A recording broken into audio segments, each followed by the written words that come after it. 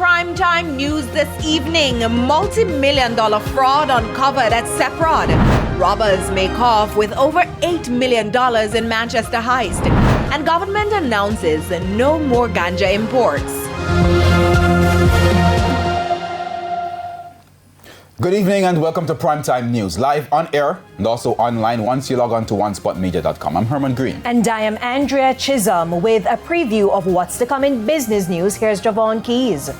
Thanks, Andrea. Now, earlier this week, the International Monetary Fund, IMF, announced that global growth has been downgraded, but they're saying it could be even slower because of heightened risks. I'll give you the details later on. Okay, and Jermaine Brown is also here to give us a preview of what's to come in sports. Jermaine.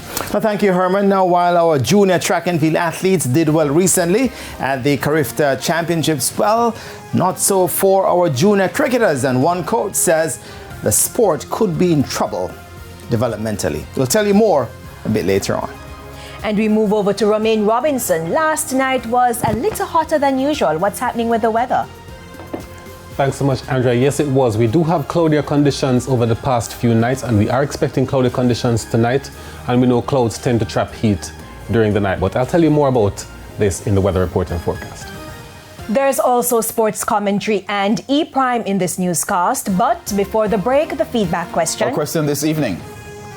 What more can businesses do to protect against fraud by employees? Share comments online, facebook.com/Television Jamaica, and tweet us at TVJ News Center. Please stay tuned. Primetime News returns after this break.